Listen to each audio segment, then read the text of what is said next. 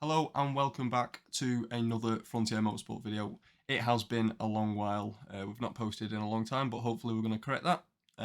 We've been busy the last few months, both with different projects, whether it be education or moving house. So yeah, we're back, and we're back with WEC again, which is where we started it all off. But this time predictions for this year and a little bit about what has changed since last year. So first of all, we have got Mr. Bryce Hello, everybody. and obviously our WEC guru, James Broom. Everyone. Hello. So let's jump straight into it. So this year is very different. There's been a lot of updates with the classes. First and notable one is the removal of GTE. So goodbye, Mr. RSR. It's been nice knowing you. Yeah, so GTE, Grand Touring Endurance, has gone. The category that has been in the World Endurance Championship since it started in 2012,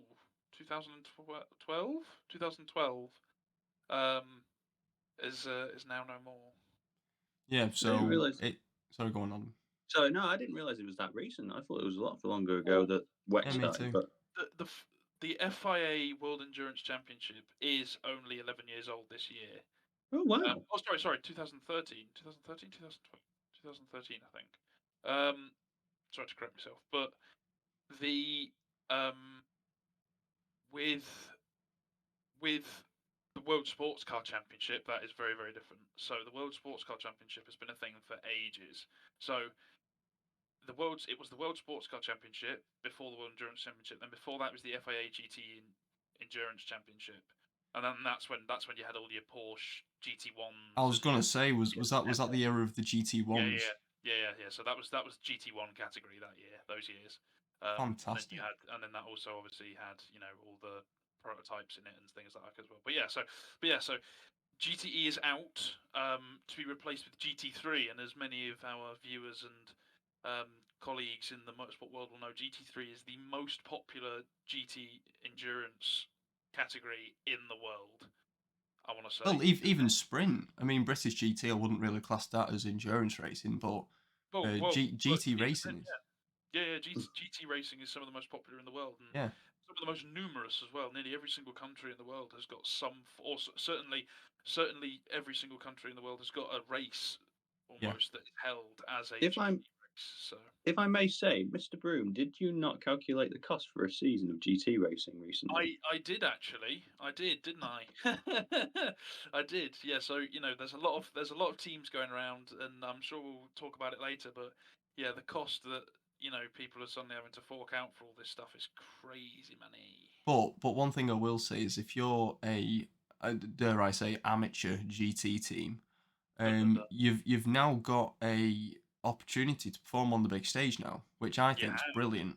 You have, yeah, and with the fact that a GT3 team, like we all know, because we are in one form or another, all three of us are in cahoots with ABBA Racing in the UK, and who's a Mercedes British GT team.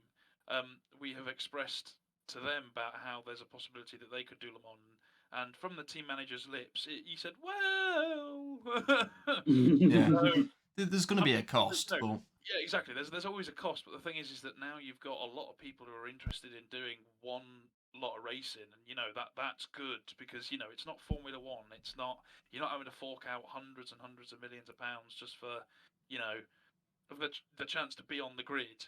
But now you can buy a car for you can fork out £1.5 million, and lo and behold, you can be on the World Endurance Championship grid. You know, so it's a great place to be right now, especially for GT racing, especially for endurance racing as a whole. yeah, and just to follow on, what you're saying, it's a great place for the class. HYPERCAR, that's a great time to be in the class as well. I mean, We've got loads of new manufacturers coming in. Exactly, yeah. So I'm sure Mike will be able to put a picture in the video for you viewers. But the entry list was officially released as a spreadsheet, and we are looking at it, and there are 19 hypercar slots, and every single one of them is taken right now, and it's incredible to see. You know, you've got factory and customer teams of almost every single car.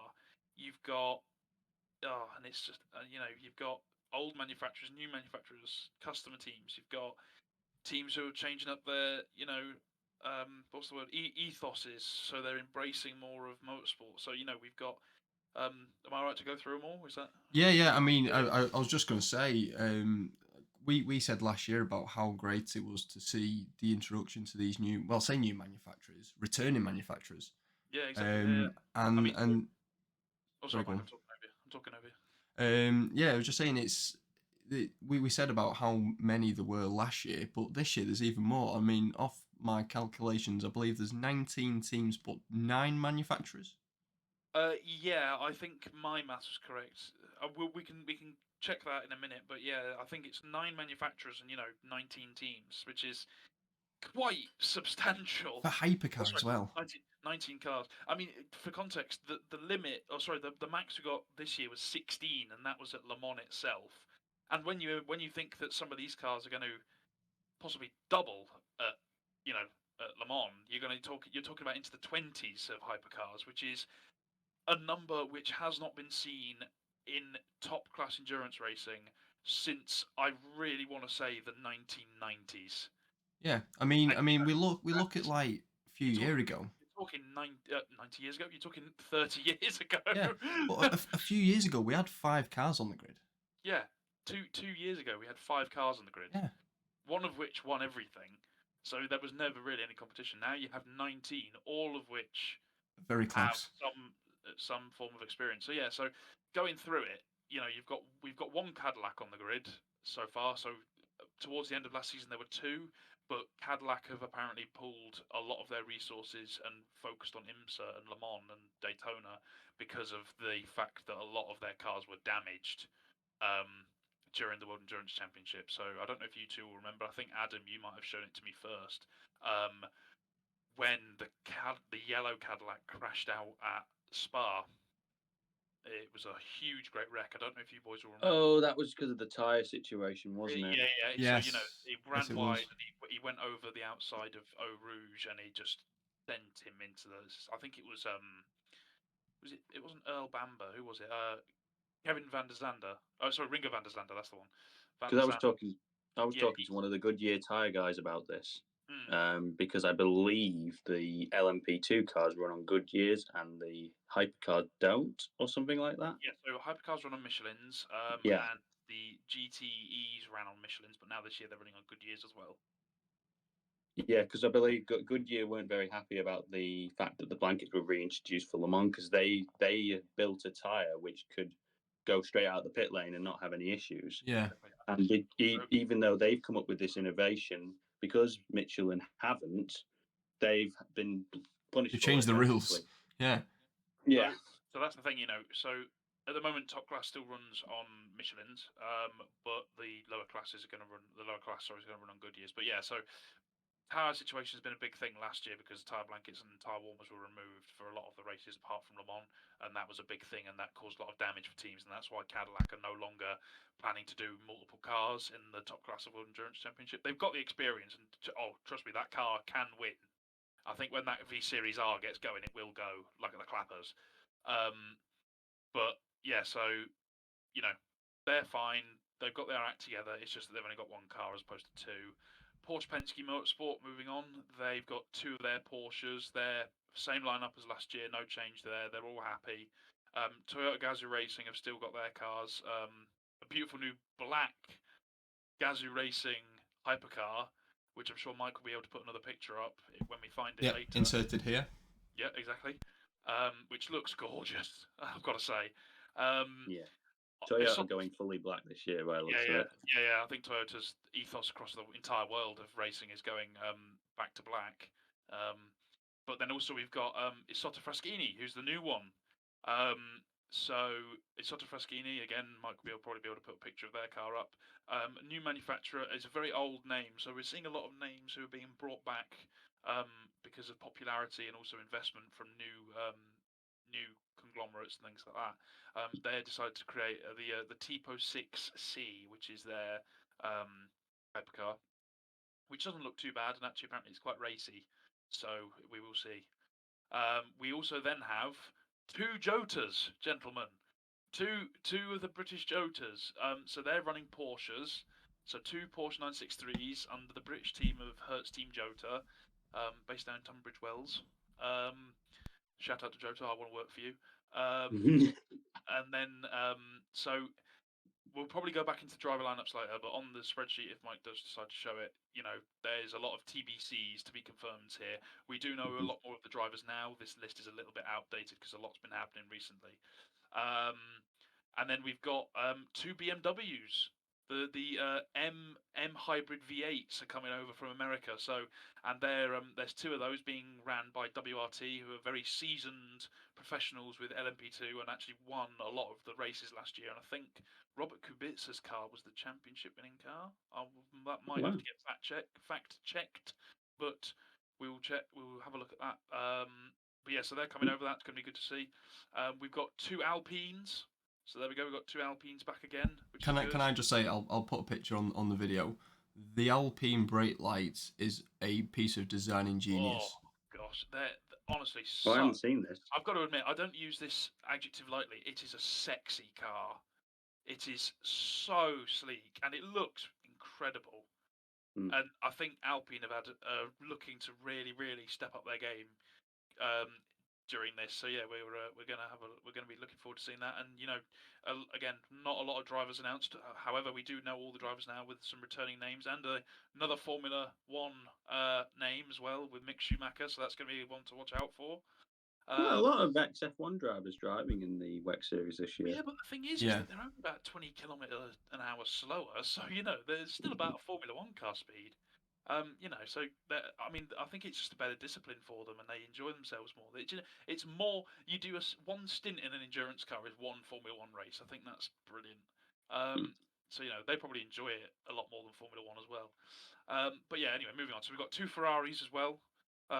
So we've got two of the factory Ferraris ran by AF Corsa again, who obviously the 51 driven by Antonio Giovinazzi. Alessandro Pierguidi and James Collado won Le Mans last year, so that's one to watch out for. Lamborghini Iron Lynx, the new. I'm looking forward to this. Yeah, yes, I think they'll do well. Yeah. So Mike, I'm sure will be able to put another picture of that up. The Lamborghini looks brilliant.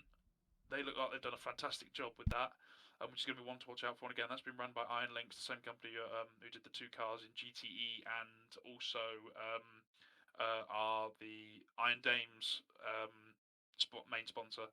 And then we have another Ferrari, which is a customer Ferrari, which I did not see coming, which is the one that Robert Kubica is going to be driving, which is going to be really good to see.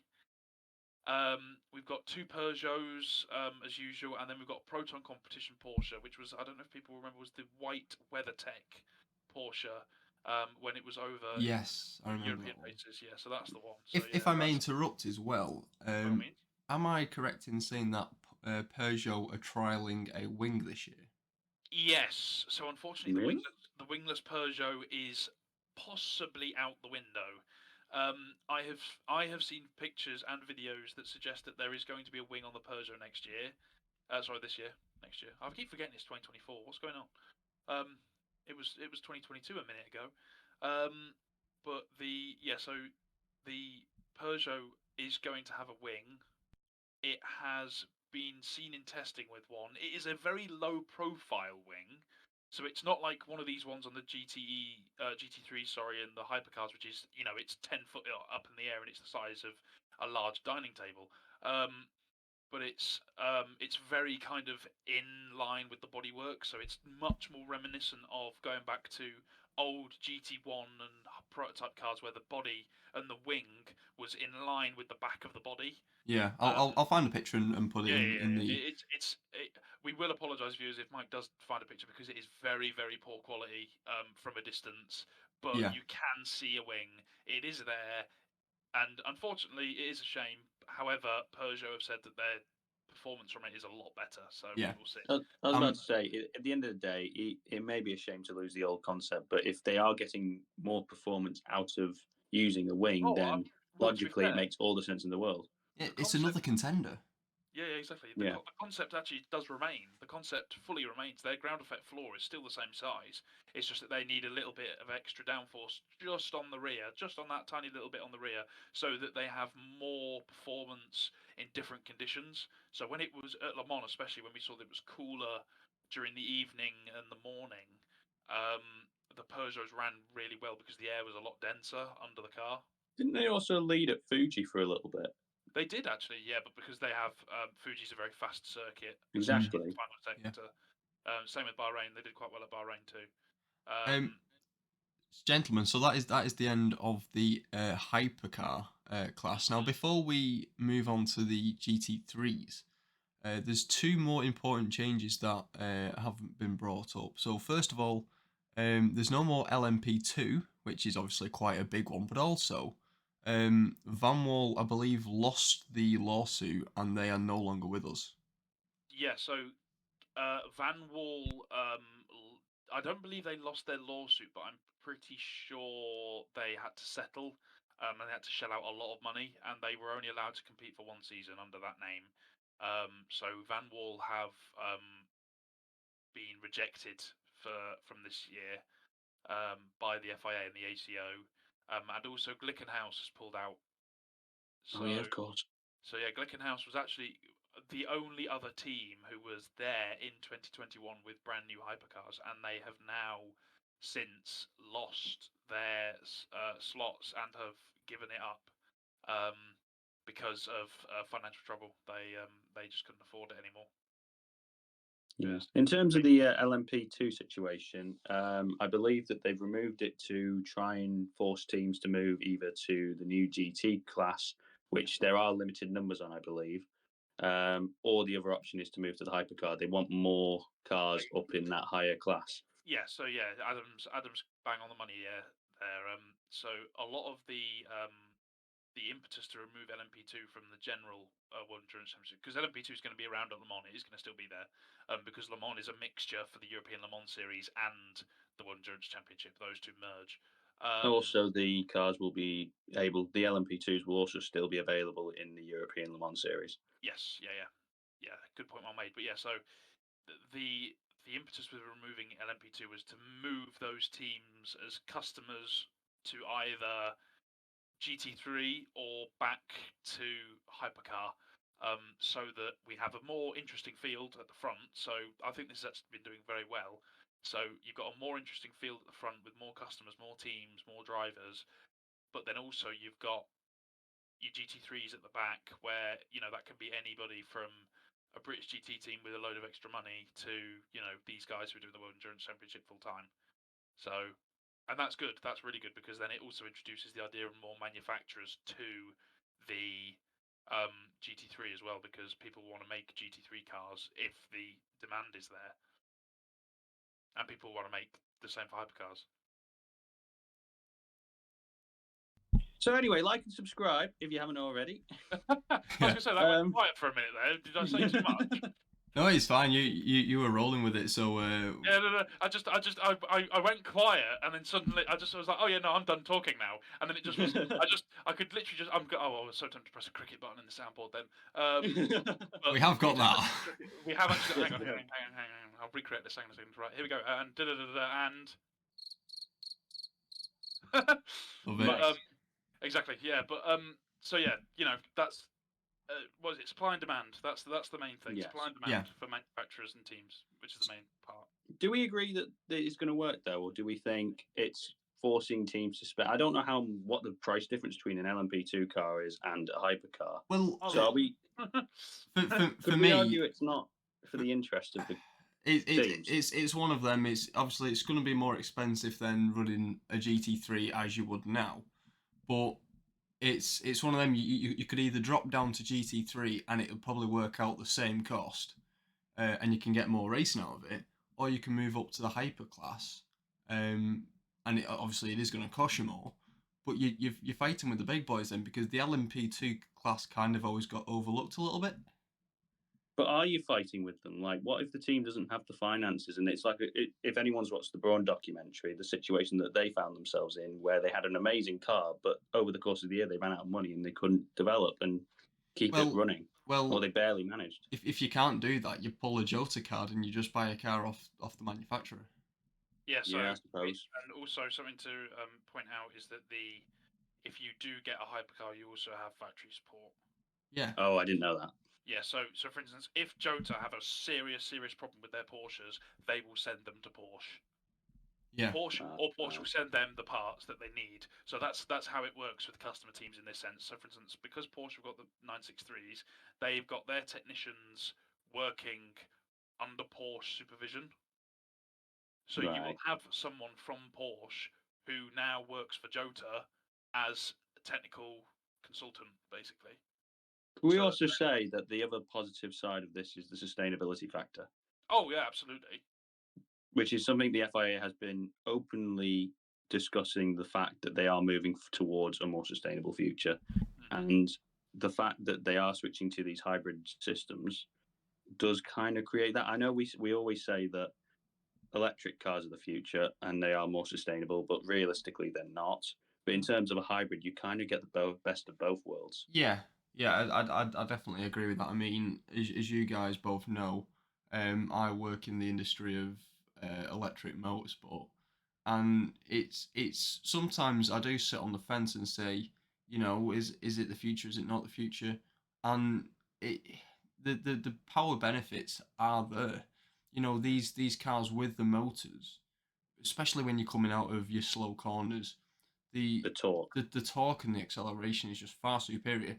I do agree with you, Adam. I think the hybrid layout is better for now, but who knows? In 15, 20 years, we could be doing this video and they could all be electric. You never know. That's very true. Also, you've got the rumors of, is it H24? Michigan H24. Yeah, so the hydrogen. 24. Yeah, so apparently there's talk that the what's it called is going to. Oh my god, I've completely forgotten what I was going to say. I've had a complete mind blank. I do apologise. So that's the thing. Oh, that's it. I've remembered now. Sorry, I've remembered. There is basically in the next 5 to 10 years, they want to have a hydrogen only class. Which personally, is that what Toyota teased a couple of months ago? Yeah, that was theirs. Yeah, and just for context, when we say a hydrogen car, this isn't hydrogen combustion engine. This is something we call hydrogen fuel cell. So it is still an EV. It is still an electric car. But what it does is it makes the electricity, rather than storing it in a battery per se. It converts this hydrogen through electrolysis into electricity as and when you need it. So you're still getting the I say fast charging, because you are only filling up a hydrogen tank. You're not actually charging up a set of batteries. So the refuel time or the recharge time is quicker, but it's still got the EV side. So I think that'll be interesting, and I'd love to see how it compares to the LMPH or whatever the equivalent is at the time. Yeah. I mean, there's a lot with even just the concept of using a battery. Period. I think there's a lot with that, especially with the side of the lithium ion. But I think we saved that for another video, to be honest. Yeah, we could go on for days. About that. I mean, obviously, I could talk for years about cell chemistry, but it's evolving. That's all I'll say. It's evolving. Yes. Exactly. But, so Van Wall has gone. Going back to the point, sorry. Van Wall has gone and Glickenhaus has gone, which was the main thing. So yeah, that's a big change, and obviously LMP2 has gone as well. And there's a lot of changes on the grid with new cars, new manufacturers, this, that, and the other. But I'm really looking forward to it. I'm really looking forward to it. Right, GT3s. Broom, take it away. I am on it. So GT3s, we have got. How many did we find 18. out? Is it? So we've got 18 of them. But it's 9 manufacturers. How many manufacturers is it? 9. 9. That's the one. So I'm sure Mike will again be able to put in a picture of the 9 manufacturers that we're going to have. But for context, we've got Aston Martin, BMW M, Corvette, Ferrari, Ford, Porsche, Lamborghini, Lexus, and McLaren, which is a name we haven't heard on the World Endurance Championship or Sports Car Grid for a long time. Can we also talk quickly about McLaren? Because this time last year we went to United Autosports. So we did. And we had a chat with them at the time. And one of the things they said was that they were looking to do hypercar at some point in the future. And the one thing we kept saying to each other, I don't know if we said it in the video, but we definitely said it in private, which was because Zach Brown owns United Autosports and he's also a large part of McLaren's team, there was going to be a merge at some point. Yep. And there has been. And I think we can all agree that this is the foundation of a merger in such a fashion. And the thing is that United Autosports are running these GT3s as well as their European Le Mans Series LMP2s and LMP3s. So they have still got the expertise to do higher class racing, but they are sticking with to keep themselves in the World Endurance Championship as GT3 manufacturer. Customer. So running through it. We have Heart of Racing and D Station as two individual customers of Aston Martin Vantage GT3s, the new Vantage GT3s, the Evo variants, which I hope are coming out soon. I haven't heard a lot of news about this apart from the leaks that have come out from the Daytona test and the reveal, somewhat of a reveal from Aston Martin. So that's one to watch. We're going to have to look out for that. WRT, again, they've partnered with BMW officially, so they're running two of the hypercars, the LMDHs, but they're also running two M4 GT3s. So they're on there with a name who many of us will know as Valentino Rossi as one of their drivers, which is brilliant. Because he's been racing for them in the Fanatec GT World Challenge, I believe, for the same team. Is that correct? He was. I'm pretty sure he was. Yes, it was. I don't know. I'm not sure on that one. All I'll say about Valentino is fair play to him because he absolutely dominated the bike world for a long time. And then after leaving, he's gone. You know what? I want something else. I'm not ready to just give up racing. I've got to do something else, and moves over to four wheels. I'm pretty sure he's been doing pretty well over there. Yeah, I mean, he had a pardon me. He had a stint at rallying, like he does Monza Rally Show every year. Yes. And I was you were competitors with him. Yeah, I was lucky enough to work that event with a privateer team. In fact, it was actually Reece Yates, ex WRC2 driver. Anyway, he did Monza Rally Show, and he's bloody good. Oh yeah, no, he's a fantastic. I've got to admit, Valentino Rossi. My hat is off to him. I reckon he's a man who can drive almost anything. He's proven that. He's proven it, and I genuinely, my hat is off to him. What a guy. But yeah, so we've got, just go back to this very quickly. We've got Vista AF Corsa. So we've got Ferrari's customer team, who are running two of the 296 GT3s. So not the 488 anymore, the 296, because that's their current GT3 car. They've got full driver lineup. And then we've got two United Autosports McLarens, as we said, 720S GT3 Evo. So anyone who goes to British GT and you see the Sky Tempesta cars, Sky Tempesta car. OnlyFans. Not the OnlyFans McLaren anymore, but that was one. And yeah, so they're running McLarens. As we said, there's a good foundation there for them to become a hypercar if McLaren decide to get off their arse and make one. Because we're all waiting for it. And then what else we got? We got Iron Lynx with one of the Lamborghini Huracans, which is brilliant as well. GT3 Evo 2, and then we have the Iron Dames as well. So the Iron Dames, hot off their maiden win in Bahrain last year, the first ever all-female crew to do it as well, which I think is bloody amazing. And also they've left their mark because obviously they were the last ever GTE winners of a GTE race. So I think that's incredible. But they're also running a Lamborghini Huracan GT3 Evo 2, and that is going to be pink. We have seen it. It is going to be pink. Yeah, and just as well, I just want to, doff my cap to the Iron Dames because the work that they put in last year, they were so successful. I mean, it's not that I've got any doubt for them, but I'm just happy to see, a group of, such talented females do so well. They are such Yeah. an inspiration, and I think that any female who's trying to get into motorsport should absolutely look at them as an example. They have done so well, and I think that they are the absolute best role models, and also they are arguably some of the best drivers because they they were throwing hands with Ben Keating and Corvette last year. They were absolutely going at We them all we guns talked blazing. about how quick that Corvette was.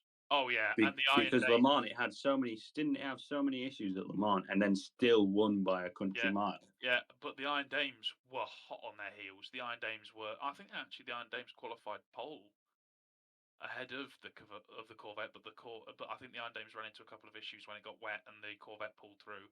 But they were on Ben Keating's heels all season long. And they've done an amazing job. And yeah, so it's going to be brilliant to see what they can do in Lamborghinis next year. Moving on as well, we have Proton competition. So obviously they're running a Porsche in HYPERCAR, but they are also running the brand new Ford Mustang GT3. Now, I don't know about you boys, but I am in love because, oh my god, it is a gorgeous car to look at, and it I haven't seen it. sounds See, like this is where I have to disagree. Oh, I am not a fan of the whole muscle car scene. I have to say it. I'm not a fan. It just looks like a boat on wheels. I mean, it looks like a very sporty boat, but it looks like a very nice looking boat. I mean, Yeah. wait. You're saying you don't like the muscle cars? Do you not? Are we forgetting about the NASCAR in Le Mans? yeah, but it was the same That was a thing. monster. It just looks like a chassis with like a fiberglass curtain over it. Really, it's just like I have been keeping up very with this boxy. Ford program because I fell in love with the Ford GT when it first came out with the GTE, and I've got to admit that was pretty See, amazing as well. if they released a Ford GT3, that would have captured my attention. But the Mustang GT3, it just doesn't hit the spot. I think it's just because with the ethos that Ford is at the moment, because of the fact that they're not selling the GT anymore, the Mustang is their sporty car. So, they've got to kind of go with it. But I like it. I like the look of it. I think it's going to be very. Apparently, drivers say it's really, really good to drive. Because there's a couple of customers who are actually going to have it in GT World Challenge Europe next year. So, Dynamic GT, I'm pretty sure, are having it in GT World Challenge. But apparently, the drivers for that team and the Ford drivers have said that it's really, really good to drive. So as long as your foot doesn't go over 30% throttle. Well, possibly not, but we'll see. But yeah, so I'm looking forward to seeing that. I would really like to see how that goes. Moving on, we have a Codis ASP Lexus. So, unfortunately, much to my dismay, it is not the Toyota GR GT3. I am very upset because I thought that was coming out, but it isn't yet. But they have the RCF GT3. So the RCF GT3, I think, has run for a few years now already. But Codis ASP are a IMSA team. They do a lot of the IMSA racing with the Lexus, and they are very proficient. They know exactly what they're doing, and it's going to be good to see them. I know I haven't seen a lot of them because I don't watch a lot of IMSA. I've seen enough of WEC, obviously, but I haven't seen a lot of IMSA yet. Emphasis on yet. So yeah, that's going to be good to see. There's two of those, which is good. And then we've got TF Sport with 2 Corvettes. So we're now no longer doing Corvette as a manufacturer team, factory team. We've now got TF Sport in the UK who are used to running Aston Martins, but they're now running the new Corvette GT3R, which I'm sure Mike might be able to put a picture of because we've got it. We've got a picture of it in our research file. So that's going to be good to see. British outfit, which is also good. Said about the Iron Dame, said about Codis, said about Proton. Manti Racing. So Manti Racing, who many people know from 24 Hours of Nürburgring and GT World Challenge, famously driven by Kevin Estra, who is now obviously in the Porsche Penske outfit, but they are running 2 of the Porsche 911 GT3Rs, so the 992 GT3Rs, so the updated version, and there's 2 of those as well, which is good. And then that's it. that is it. So Well, say that's I was going to it, say, it's we still a say big that's grid. it. well, I say that's it as in coming to a conclusion of the fact I've managed to get through all of them without They falling are over. two But amazing grids. yeah, exactly. There are 18 GT3 cars, which I it's love the 50-50 split as well. unbelievable. Yeah, Pretty I much, think yeah. what is it, 19 by 18? Yeah, Yeah. so Yeah. you're talking big numbers here, and I think as well it's very good about how the FIA have kind of limited their limited each team to limited each manufacturer to 2 cars. So there's no monopoly. There's no monopoly with anything because we know from a lot of the previous seasons that the most popular cars have been Ferraris and Porsches. But again, though, would you not say that was because of the dominance of the GTE class? The fact that was brought it to GT3. Yeah. I can agree. I can absolutely agree with that because in 2020, for example, if we go back to 2020, we had Corvette, Aston Martin, Ferrari, Porsche. Any more? Or is that it? Say that again. So there was Aston Martin, Ferrari. Porsche and Corvette. There was no Lamborghini, was there? There was no Lamborghini. Going back to previous year, then 2019 in GTE Pro, because obviously GTE Pro was scrapped at the end of 2022. GTE Pro, we had I think 4 or 5. We had six or seven, sorry, manufacturers in the GTE Pro class, and then that filtered down into the GTE AM.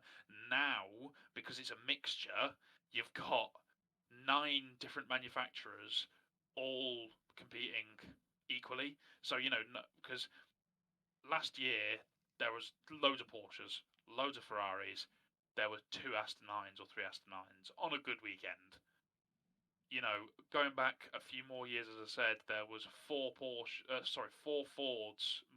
with the GTs. There was I want to say 6 Aston Martins.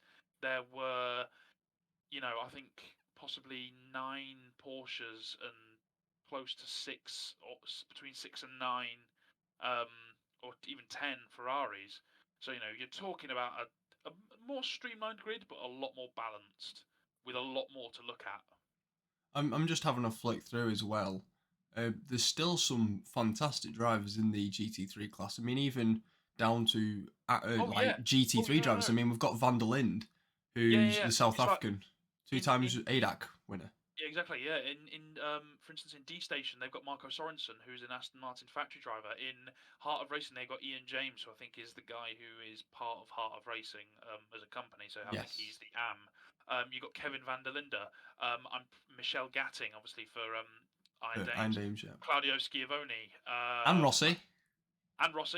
Augusto Farfus.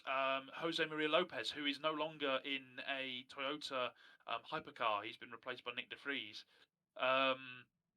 And then I'm Richard Leet. I'm Marino Sato. What else have we had? I'm pretty sure there's some more that have come out that have since then. I think Charlie Eastwood for TF Sport. So TF Sport's regular drivers plus some new ones. We've had goodness me, what else have we got? I was going to say there's a big selection there, isn't there? I think BMW WRT have signed. Who was it? There's Augusto. I'm going to butcher his name. Sorry, Farfus. Raffaele Marcello. Has he been signed? I think they've signed Raffaele Marcello since this entry list came out. I'm pretty sure. Okay. I'm pretty sure that's correct. If not, I'm sure Mike will probably be able to put a little correction at the bottom of the screen, viewers. Yep. So yeah, you're talking about a lot of new blood, but also a lot of experienced blood. Yeah, and one thing I'm liking as well is that the experienced people aren't kind of your I was going to say ex Le Mans drivers, ex Formula One drivers. They're all big time GT3 drivers. So they've got the experience in the field. You've got European GT drivers. You've got Dutch GT drivers. Not Dutch, Deutsch, I should say, German ADAC. There's Valentino from the World Challenge is they're all kind of coming together into WEC now. So that in itself is going to be a very competitive GT grid. And then obviously all you what I'd call the big names, all your XF1 drivers, so on and so forth, they're all running in the hype class. So again, you've got two completely different battles, but they're going to be very, very close. There's no definitive winner with either class. Absolutely, absolutely, and I think that's something that's brilliant. It brings back so much opportunity for competition, so much opportunity for companies and manufacturers to be involved and to take the risk, take the chance, and I think that's just something money can't buy. Yeah, yeah. Anyway, so moving on. So we've been through the teams, etc. A few of the drivers.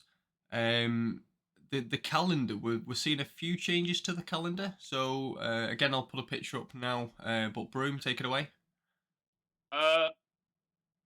Well, hang on a moment. Let me just scroll up. I don't mean to interrupt, gentlemen, but I have just had a quick gander on my phone, and actually, the hypercar drivers for Ferrari have just been confirmed. Ooh, breaking news. Yeah. Breaking, literally coming to you live from Instagram. Live for it's us. the exact same as last year. Well, we kind of assumed that, didn't we? Yeah, we did kind of assume that. Yeah, so Antonio Giovinazzi, Alessandro Pierguidi, James Collado in number 51, Antonio Fuoco, Miguel Molina, and Nicholas Nielsen in number 50. We knew exactly. Which is a solid lineup. And ladies and gentlemen, that was breaking news.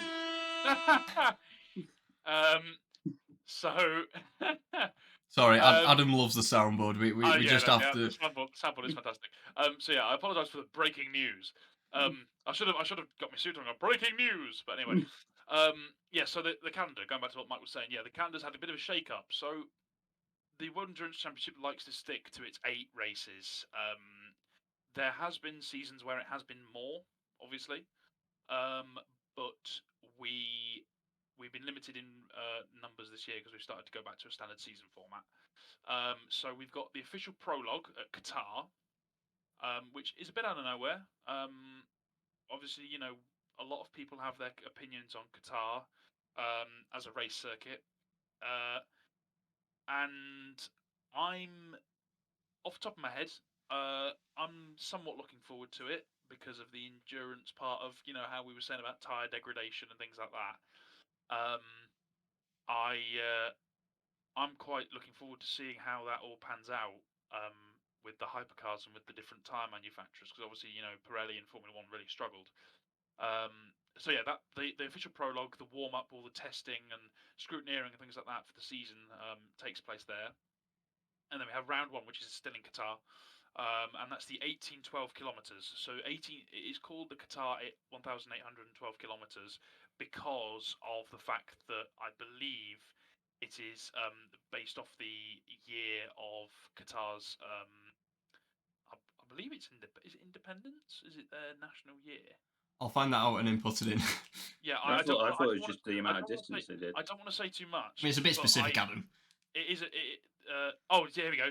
The race length of 1812 kilometers is derived from the date of Qatar National Day. Oh, okay. So the 18th of the 12th month, so December. So 18th of December. And the race is going to have a time limit of 10 hours. So I believe that means it will be an 8-hour race. With an which makes sense because there's only, as far as I'm aware, one other 8-hour, which is Bahrain at the end. Yeah, I believe they do like to use the Middle Eastern countries because of the fact of the temperature differences. Yeah. For 8-hour races, because there used to be 6 hours of Silverstone, it was never 8 hours. But there have always been 8 hours of Bahrain, or you know, with this one, I'm thinking it is going to be 8 hours of 8 hours of Qatar. With the 2 hours extra, just in case it decides to rain in the middle of the desert. Well, yeah. Well, any sort. I was going to say, Adam, this isn't Formula One. Any sort of issue, you know, that could delay the start or cause a red flag. There's you know, tons of stuff. There's 2 hours worth of time to sort it out. Yeah. But then moving on from that, we have 6 hours of Imola. Sorry, not Italy. 6 hours of Imola. So there's no more Monza. No more 6 hours of Monza. No more Monza. No. That was a good one. Which is a shame. However, I think that it is justified because Imola is actually a longer circuit. And as So- well, speaking of distance races, there's no more 1,000-mile Sebring. No, there isn't. Sebring And is Portimao. still on. Wait, that's one of the Portimao. Triple Crown, though, isn't it? No, Sebring. No, Sebring No.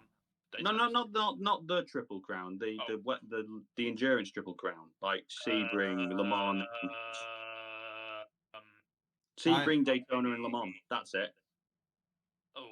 I'm okay. Well, I think that We'll was the fact check thing. that one. we'll fact check I that one. thought that was a thing. But IMSA's still doing Sebring.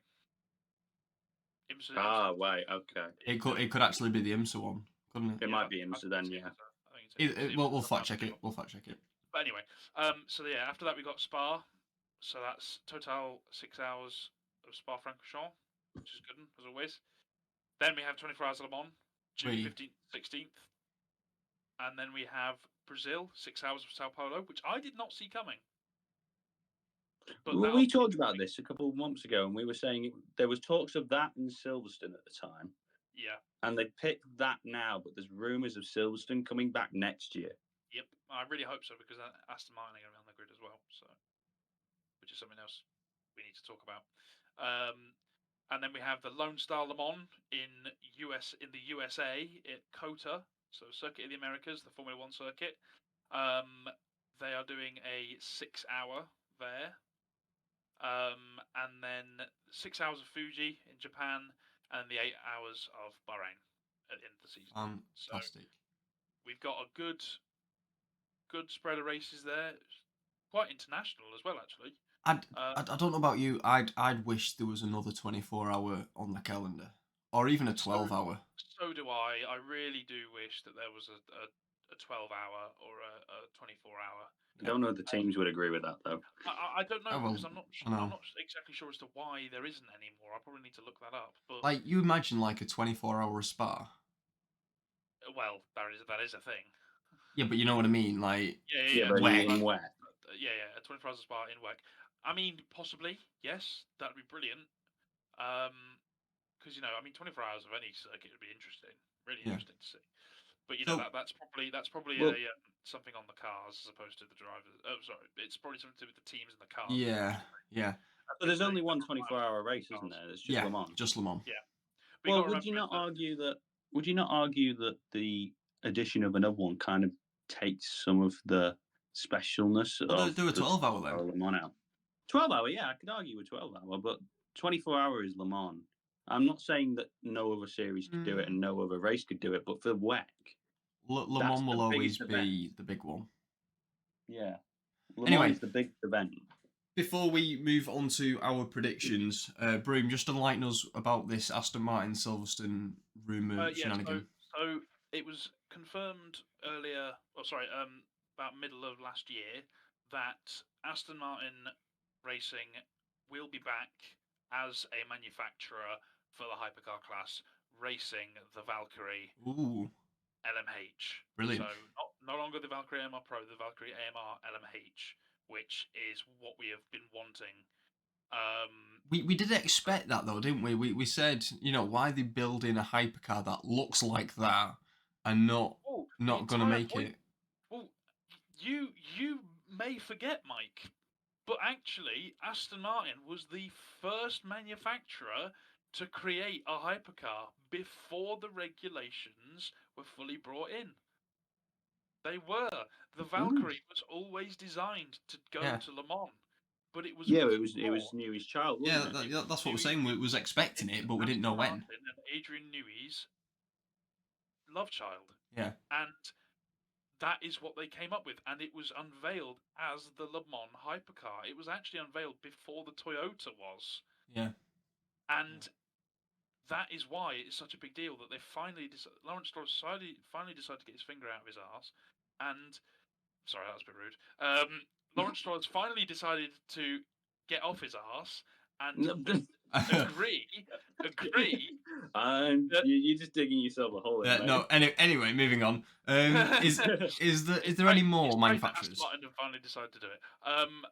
No, I don't think so. So we're only expecting, so far off what we know now, we're only expecting Aston Martin to join us next year. There's no other. I'm there was another, isn't there? Is there another? There is another. Because there was one though. It was like we're not going to do it in 25, but or 24. We'll do it in 25 though. I can't remember who it was. I remember who it was. Neither can I. Oh, Again, if we find out, we'll fact check it and we'll put it in for you. Insert comment here. But yeah, there we are. Yeah. So that's it basically. So, moving on to predictions. So we're gonna do Le Mans prediction in a separate video. Make that a nice short one. So for the overall WEC win, top 3. We'll start with Broom. Broom, can I have your top 3 finishes for Hypercar and GT? Now you're asking. I think first in the championship, the Hypercar Championship, is going to be the 51 Ferrari. Ooh. Followed very closely by the number 7 Toyota. Or the number... actually, hang on. Damn. Shoot. No, I'm gonna change that. It's the Ferrari, followed by the number 8 Toyota. Then... Oh, shush. Silence. And then I think... I'm going to throw a curveball in here. I think it might be the... Is it number 6? Yeah, the number 6 Porsche. I was going to say, I'm surprised you've not thrown Penske sooner. Well, you needed to say Porsche at some point. Well, yeah, probably. But I mean, I'm torn because I'm thinking maybe one of the Jotas or one of the BMWs or one of the Alpines. Possibly, yeah. Half the grid. Yeah. So yeah, half the grid, I think. Yeah, or one of the Alpines or the Peugeots. Exactly. So go on, quickly run through that again. So it was the number 51 Ferrari, the number 8 Toyota, and then the number 6 Porsche. Perfect. And then your top 3 GT3s? I think. Ooh, good question. I think it might be the. I don't know which one to say. I think maybe the. Is that the 39? 39 United Autosports? Is it? Or 59? There's a 95 there's a 59 and a 95. Yeah, it's 95. Okay, so I think possibly the 59 United Autosports McLaren will take the win. Okay. Then it'll be Valentino Rossi's WRT. Okay, so the 46 car. Yep, and then I've got to do it. I think it might be Heart of Racing following them very closely. Ooh, so that is third. the 20. I think just because I want to say it, fourth, I think will be one of the Proton competition Ford Mustangs. Okay. Mr. Bryce. Right. The fact is. No. We don't need the backstory. What are your predictions? See, I want to say Toyota for obvious reasons, but well, yeah, you're partially contractually obliged. Yeah, partially. Ish. Anyway. Yeah. But if I'm being honest and I'm trusting my gut, I think it's a number 8 Toyota. He's gone anyway. Right. Okay. I could not. Second. However, he's contractually. I think second will be the 51 Ferrari. Okay. And I think third is going to be the Iron Lynx Lamborghini. Ooh. That's interesting. So the 63. Yeah. Right. I think they might come out of nowhere and surprise us all.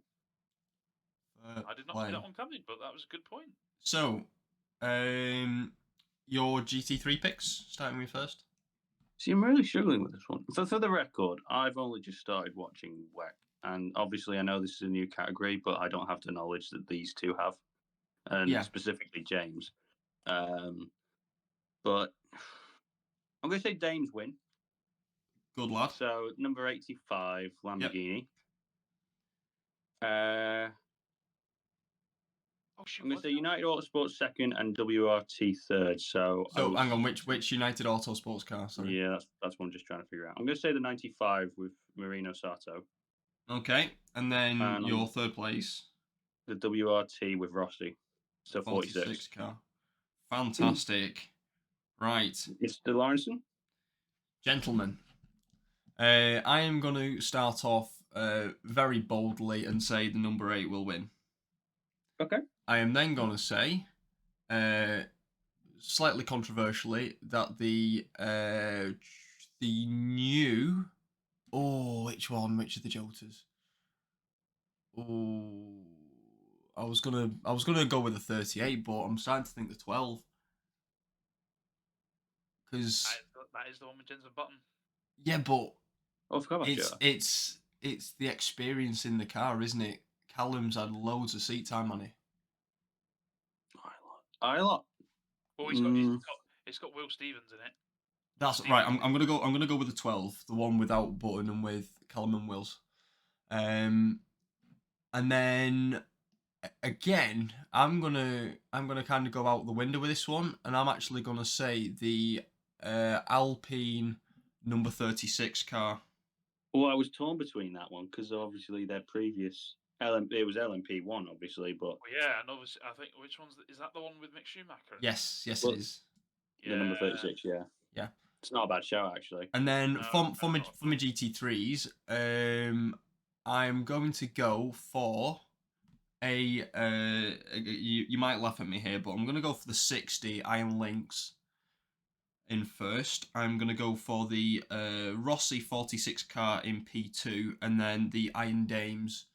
So it's a 1-3 Lamborghini. Okay.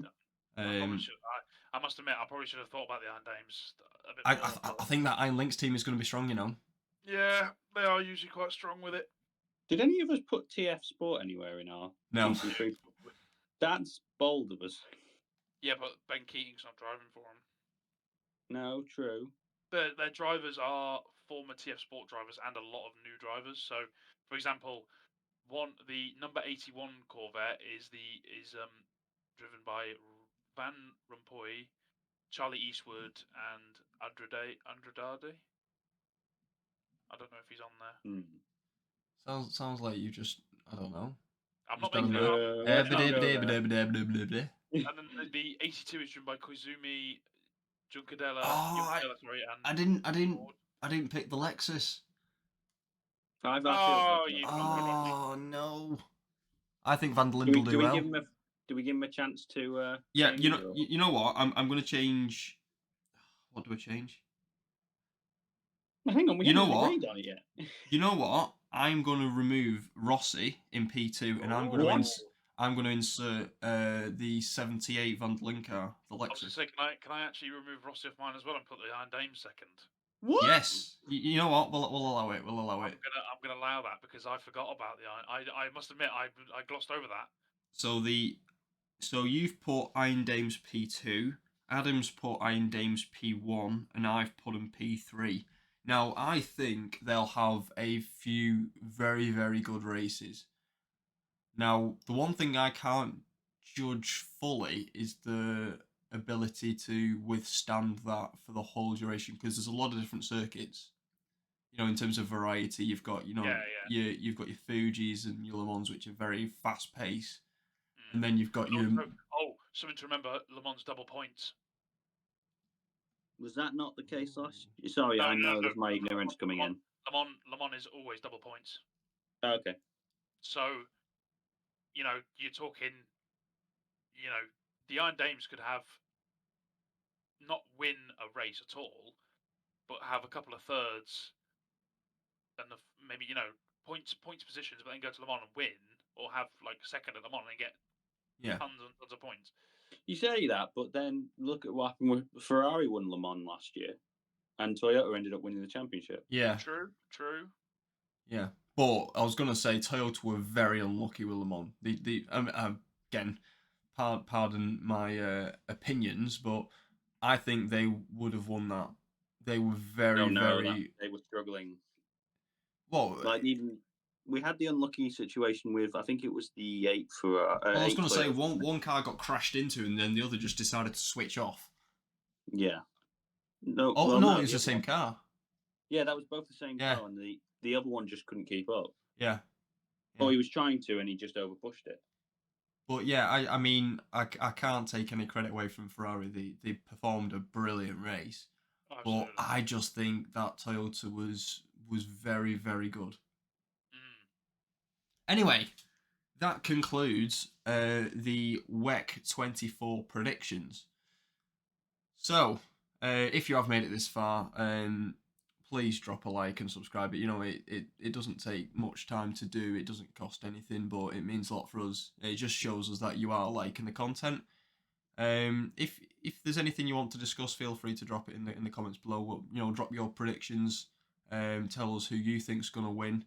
Do you think there's going to be a dark horse? Do you think the BMW will do well? We've not really spoke about that much. Oh. Do we think they're going to do well? To look out for. It's also Yeah. to look out for. Any feedback, any content preferences, please let us know, folks, and we'll get back to you. Yeah, we'll you know we're trying to make this very much a community channel, so if you have any suggestions, you know, let us know. But anyway, that is the end of today's podcast. Hopefully, we'll be recording a bit more frequently in the future. As I said, we've all got various projects going on. I currently are in the middle of renovating and moving into a new house, so I'm on a very temporary setup as of now. And a lot of you guys are coming towards the end of your degrees. No. No, still got another year yet. Sorry, another year, but you're busy with uni. And we've got our other little projects. Obviously, I'm still with placements and cars. Yeah.